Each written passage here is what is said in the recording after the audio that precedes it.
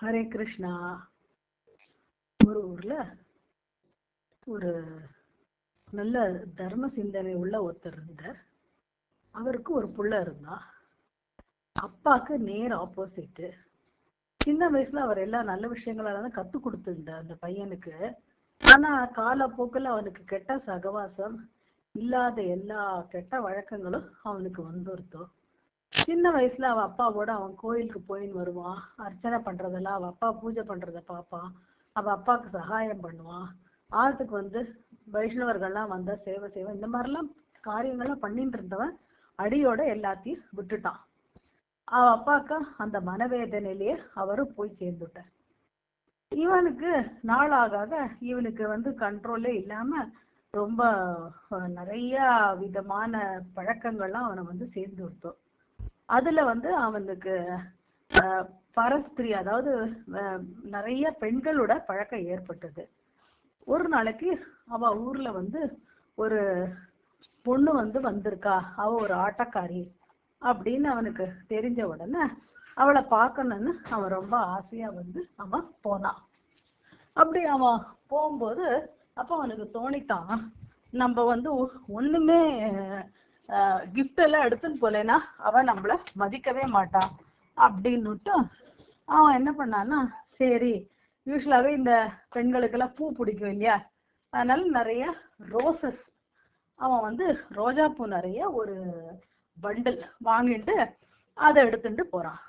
அவன் போகும்போது ஆத்த கடந்து போனோம். அப்ப அவன் போட்ல ஏறி போறான். அவன் கையில அந்த ரோஜாக்கள்லாம் நிறைய வச்சுட்டு இருக்கான். அவன் மனசு முழுக்க அவளை சீக்கிரம் பார்க்கணுமே, இந்த போட் ஏன் ஸ்லோவா போறதுன்னு அதுதான் அவனுக்கு சிந்தனையா இருந்தது. அப்போ நல்லா காத்தடிக்க ஆரம்பிச்சிருத்தோம். போட்டு ஆட ஆரம்பிச்சிருத்தோம். இவன் கையில இருக்கிற அந்த பூவெல்லாம் அப்படியே காத்தோட இதுல எல்லாம் பிஞ்சு அந்த இதழ்கள்லாம் கீழே விழ ஆரம்பிச்சிருத்தோம். ஒரு எல்லா இதழும் அந்த தண்ணியில ஆத்துல விழ ஆரம்பிச்சிருத்தோம். இவனுக்கு ஒரே மனசுல ரொம்ப வருத்தம். அது மட்டும் இல்ல, கோபம் வேற. என்னடா அது, இந்த டைம் பார்த்தா இந்த மாதிரி இந்த காத்து மழை வரணும், நம்ம போட்டு இப்படி ஆறுதே, ஏதாவது நமக்கு ஆயிடுத்துன்னா அவளை பார்க்காமே நம்ம பிராணம் போயிடுமே, ஐயோ அப்படிலாம் ஆகக்கூடாது அப்படின்னு தான் அவன் நினைச்சுக்கிறானே தவிர, உயிர் பழைச்சா போறோம் அப்படிங்கிற ஒரு இது அவனுக்கு இந்த ஒரு காரணத்துக்காக தான் இருக்கணும்னு நினைச்சுக்கிறான். அந்த அளவுக்கு அவன் மனசுல அந்த காமம் அவ்வளவு இருந்தது. அப்போ இவன் அந்த பூவெல்லாம் தண்ணியில விழறதா, வேற ஒண்ணும் பண்ண முடியாது, என்ன பண்றது, அந்த போட்ல உட்காந்துட்டு அந்த பூவையே பார்த்துட்டு இருக்கான். அது மட்டும் இல்லாம தன் கையில இருக்கிற மத்த கொஞ்ச நெஞ்ச பூவையும் இவனே பிச்சு பிச்சு போட ஆரம்பிச்சுட்டான் அந்த தண்ணியில. அந்த ஆத்துல அவன் போடும்போது அவனுக்கு ஒரு பழக்கம் இருந்தது. எப்படின்னா, அவன் அப்பா சின்ன வயசுல எது பண்ணினாலும் கோவிந்தாய நமஹா, கோவிந்தனுக்கு அர்ப்பணம், கிருஷ்ணார்ப்பணம் அப்படின்னு சொல்லிதான் அவர் எல்லாம் பண்ணுவார். அவர் சாப்பிட்றதாகட்டும், தண்ணி குடிக்கிறதாகட்டும், இல்ல பூ போடுறதாகட்டும், எல்லாமே கிருஷ்ணார்ப்பணம்னு சொல்லிதான் அவர் செய்யறது வழக்கம். இவனுக்கும் அது அப்படியே அந்த பழக்கம் இவனுக்கும் வந்திருக்கு. இந்த இவன் கையிலேருந்து பூவை எடுத்து அந்த தண்ணியில போடும்போது இவன் தண்ணியை அறியாம மனசெல்லாம் அந்த பொண்ணை பத்தி தான் நினைச்சுட்டு இருக்காரு. இருந்தாலும் வாயில அவன் கிருஷ்ணார்ப்பணம்னு சொல்லி அந்த பூவை அவன் தண்ணியில போட்டிருக்கான். அப்படி இப்படி போய் அவனோட பூவெல்லாமும் தீந்து போயிடுத்து. சரி, அவர் நினைச்சா இனி இந்த குச்சி வச்சு அனுப்புறது அதையும் தூக்கி எறிஞ்சா, இனி அவளை பார்க்க முடியுமான்னு தெரியல, எப்படியா இந்த போட்மேன் ஒழுங்கா கரை சேர்த்தா போருங்கிற கவலை வந்துருத்து அவனுக்கு. ஆனா என்ன ஆச்சு, நல்ல நடு ஆறுல நிறைய நல்ல பயங்கரமா காத்து அடிக்க ஆரம்பிச்சோன்னு அந்த சின்ன போட்டு, கண்ட்ரி போட், அதால அந்த காத்தை சமாளிக்க முடியல. அப்படியே சரிஞ்சு அதுல இருக்கிறவா எல்லாரும் அந்த நதியில முழுகி செத்து போயிட்டான். செத்து போனோட இவனுக்கு டெஸ்டினேஷன், இவன் போறதுக்கு தகுதியானவன் நரகத்துக்கு தான். இது எல்லாருக்குமே தெரிஞ்ச விஷயம் தான். அவ்வளவு கெட்ட பழக்கங்கள்லாம் அவனுக்கு இருந்திருக்கு, அவ்வளவு பாவங்கள்லாம் அவன் பண்ணியிருக்கான். அதே மாதிரி அவனை அழிச்சுட்டு யமபுரிக்கு அழிச்சுட்டு போயிட்டான். அங்க போனோன்னா அங்க அந்த யம தர்மராஜன் முன்னாடி இவனை கொண்டு நிறுத்தினோடனே அப்புறம் இவனுடைய லிஸ்ட படி அப்படின்னா ஒரு புஸ்தகம் புஸ்தகமா வருது இவன் பண்ணின பாவங்களோட லிஸ்ட். ஆனா அதெல்லாம் சொல்லும் போது அந்த யமதூதர்கள்லாம் ஒரு நிமிஷம் வந்து அப்படியே ஆச்சரியமா ஒருத்தர் பாத்துக்கிற. யம தர்மராஜன் என்னன்னு கேக்குற. இல்ல இல்ல, இவ்வளவு பண்ணினானே இவன் வந்து ஒரு பெரிய நல்ல விஷயத்த பண்ணியிருக்கான். அதனால வந்து எனக்கு என்ன பண்றதுனே தெரியல.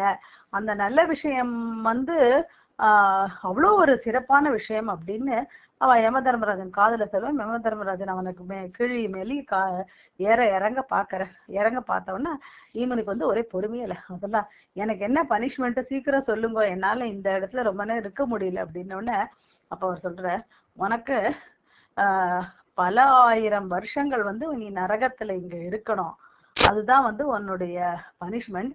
ஆனா அதுக்கு முன்னாடி உனக்கு இன்னொரு ஒரு போனஸும் இருக்கு. ஏன்னா உனக்கு வந்து ஒரு நாழிகை வந்து உனக்கு சொர்க்கலோகத்துல வந்து நீ இருக்கலாம். அதுக்கு உனக்கு உனக்கு வந்து புண்ணியத்துடைய பலனுக்கு அது நீ அனுபவிக்கலாம். அப்புறம் உனக்கு இத்தனை நரக வேதனை இருக்கு அப்படின்னு. அதனால உன்னை வந்து முதல்ல இப்ப நரகத்துக்கு அழிச்சுட்டு போறான்னு அவன் சொல்றான். யம தர்மராஜாவே, என்கிட்ட எனக்கு ஒரு சின்ன வேண்டுகோள். அப்படி என்னன்னு கேக்குறார். எப்படியும் நான் நரகத்துல ரொம்ப பல வருஷங்கள் இருக்க போறேன். இந்த சொர்க்கத்துல இருக்க போறது ஒரு நாழிகை தான். அதனால பேசாம நான் இந்த சொர்க்க வாசத்தை ஒரு நாழிகை அனுபவிச்சுட்டு அப்புறம் நான் நரகத்துக்கு போறேனே அப்படிங்கிற. அவரு சரி போனா போகுது, சரி போயிட்டு வா அப்படிங்கிற. அப்ப அவன் கேக்குறான், எனக்கு வந்து நான் அப்படி என்ன புண்ணிய காரியம் பண்ணினேன்? எனக்கு தெரிஞ்சு என் லைஃப்ல நான் புண்ணிய காரியமே பண்ணதில்லை.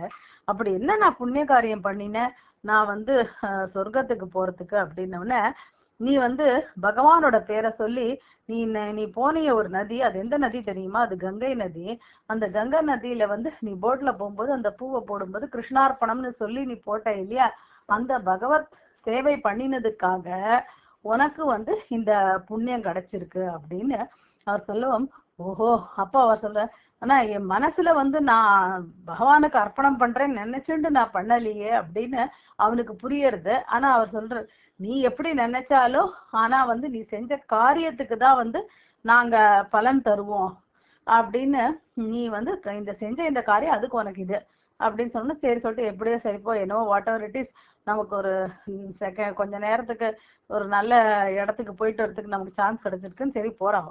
அங்க போன உடனே அவன் வந்து அங்க சொர்க்கபுரிக்கு போன உடனே அங்க இருக்கிறவாள்கிட்ட வந்து எல்லாரும் அவனை வெல்கம் பண்ணி உனக்கு என்ன வேணும்னு கேக்குறா. வா, உன்னை வந்து இந்திர சபையை கூட்டின்னு போறேங்கிறா. ஐயோ, எனக்கு இந்திர சபையெல்லாம் போவே வேண்டாம், எனக்கு இங்க இருக்கிறது ஒரு நாழிகை தான், அதனால அதை நான் பெஸ்டா யூஸ் படுத்தணும், உங்க அரண்மனை உத்தியானம் எங்க இருக்கு அதை காட்டுங்கோ அப்படின்னு கேக்குறா. எதுக்கு இதை போய் கேக்குறான்னு, இல்ல உங்கள்ட்ட இருக்கிறதுலே பெரிய கத்திரிக்கோள் எது இருக்கோ அதையும் கொடுங்க அப்படிங்கிற. எதுக்கு இவன் இப்படி கேட்கறான்னு தெரியலையே. சரி போனா போது, வாட் எவர் இட் இஸ், இங்க வந்து யார் கேட்கறாளோ அவ கேட்கறதெல்லாம் நம்ம நிறைவேற்றி கொடுக்கணும். சரிப்பா நான் அழிச்சின்னு போறேன் அப்படின்னு அந்த உத்தியானத்துக்கு அழிச்சின்னு போறான். அந்த சொர்க்கத்துல இருக்கிறவளாம் அங்க வந்து இந்த கத்திரிக்கோளை எடுத்துன்னு போயிட்டு அங்க இருக்கிற உத்தியானத்துல நிறைய விதவிதமான பூக்கள் இருக்கு. நல்ல வாசனையா பாரிஜாதம், மறிக்கொழுந்து, மனோரஞ்சம், நல்ல வெரைட்டி பூவெல்லாம் அங்க இருக்கு. இவன் என்ன பண்றான், அதை கத்திரிக்கோள் எடுத்து கோவிந்தாய நமஹா கோவிந்தாய நமஹா கிருஷ்ணார்ப்பணம் கிருஷ்ணார்ப்பணம்னு கத்திண்டே எல்லா பூவையும் வந்து அவன் வெட்ட ஆரம்பிச்சிடுறான். ஆரம்பிச்சு கீழே போடுறான். ஆனா இப்ப மனசு முழுக்க பகவான் தான் இருக்கார். முன்னாடி மாதிரி அவனுக்கு அந்த பொண்ணு பத்தி எல்லாம் நினைப்பில்லை. இப்ப வந்து பகவான் நாம தான். அடாடாடா, நம்ம வாழ்க்கைய வந்து எப்படி நம்ம சீரழிச்சிட்டோம். நம்ம கிட்ட வந்து எல்லா காரிய ஆகும்னா மட்டும் நம்ம கிட்ட பழகிற மனுஷாலதான் நம்ம பார்த்திருக்கோம். நான் ஏதாவது கொடுத்தாதான் என்னை மதிப்பாங்கிற மனுஷாலோட பழகி என்னோட வாழ்க்கையை நான் தொலைச்சிட்டேனே. நான் பகவான் பேரை சொல்லி அவருடைய நினைப்பு இல்லாம நான் வேண்டாத எதையோ நினைச்சுண்டு நான் அர்ப்பணம் பண்ணினா கூட எனக்கு அவர் வந்து அதை பக்தி சேவையா எடுத்துட்டு எனக்கு இந்த மாதிரி ஒரு வாய்ப்பு கொடுத்திருக்காரே அப்படின்னு அவன் மனசு உருகி அவன் கிருஷ்ணார்ப்பணம் சொல்றான். அந்த ஒரு கொஞ்ச நேரம் பண்ணதுக்கே இப்படி சொர்க்கவாசம்னா, இப்படி பகவானை நினைச்சு நான் பண்ணினேனே, இதுக்கு மேல நான் வைகுண்டத்துக்கே போயிடுவேனே அப்படின்னு நான் வந்து பகவானை நினைச்சு நான் கண்ணுல அழறான். செஞ்ச பாவெல்லாம் அந்த அழுகையில கரைஞ்சிடுறது. அப்புறம் வந்து விடுறான். அதுக்கப்புறம் வந்து யமதூதர்கள்லாம் வந்து வர. அப்ப யமன் சொல்றான், அவனை இனிமே இங்க ரிட்டர்ன் கூட்டின்னு வர வேண்டாம், அவனை இதுக்கு மேல வந்து எங்க போனோமோ அவனுக்கு அங்க போகலாம் அப்படின்னு அவர் சொல்லிடுறாரு. ஆமா, அப்புறம் பகவானுடைய பாதாரவிந்தத்துக்கே போயிடுறான். இது வந்து பக்தி சேவை நம்ம தெரியாம பண்ணும் போதே பக்தி சேவைன்னு நினைக்காம போற போக்குல ஏதோ பண்றதுக்கே இப்படி ஒரு பலன் இருக்கு அப்படின்னா, பகவான நினைச்சு நாள் முழுக்க அவருடைய நாம கீர்த்தனை பண்ணி, அவருக்கு நைவேத்தியம் பண்ணி, அவருடைய பிரசாதத்தை மட்டுமே நம்ம சாப்பிட்டு, நாள்ல கோவிலுக்கு போய் அவருடைய ஸ்ரீ விக்கிரகத்தை தரிசனம் பண்ணி, அங்க இருக்க வரவாளுக்கெல்லாம் சேவை பண்ணி, பக்தர்களுக்கு சேவை பண்ணி, பகவான் கதைகளை காதால கேட்டு அதை பிரச்சாரம் பண்ணி இப்படி எல்லாம் பண்ணினா என்ன நமக்கு பகவான் கொடுக்க மாட்டார் அப்படிங்கிறதுக்கு இந்த கதை ஒரு சிறந்த எடுத்துக்காட்டு. அது மட்டும் இல்லாம நம்ம நினைக்கலாம் இது ஏதோ ஒரு கதை அப்படின்னு நினைச்சிடக்கூடாது. ஏன்னா பாகவதத்திலே இதுக்கு ஒரு ஸ்லோகம் போட்டிருக்காரு பகவான். என்ன சொல்றாரு சுகர்னா, ஹாஸ்யம் ஹேளனம், ஒரு சிரிப்பாகவோ இல்ல ஹேளனம் ஒரு கேலி பண்ணியோ பகவான் நாம சொன்னா கூட அது ஒன்ன சுத்தப்படுத்திடும், அத பகவான் ஏத்துப்பார் அப்படின்னு ஒரு ஸ்லோகமே இருக்கு. அதனாலதான் இப்படி போற வழியில் நம்ம எத்தனையோ துளசி செடி பாக்குறோம். அப்புறம் அதை நம்ம எப்படி பஸ்ல போகும்போது ரோடு போறோமா நிறைய வீட்டு வாசல துளசி இருக்கு, அப்படி நம்ம துளசிய கண்ணால நம்ம பாக்குறோம். அதுவே மிகப்பெரிய பக்தி தொண்டு. துளசிய தர்ஷன மாத்திரேன மகா பாப வினஷ்யத்தின்னு இருக்கு. அப்படி கண்ணால பாக்குறது எத்தனையோ கோவிலுக்கு போறோம், நீர்நிலைகளுக்கு ஸ்நானம் பண்றோம், இதெல்லாம் அவ்வியாத சுக்கிருத்தி. நம்மளே அறியாம பக்தி தொண்டுன்னு தெரியாமையே நம்ம செய்யும் போதே நமக்கு அவ்வளவு சுக்கிருத்தி கிடைக்கும்னா அது பக்தி தொண்டா நம்ம செஞ்சோம்னா எவ்வளோ ஒரு சிறப்பு நமக்கு கிடைக்கும். ஹரே கிருஷ்ணா கிருஷ்ண கிருஷ்ண ஹரே ஹரே, ஹரே ராம ராம ராம ஹரே ஹரே.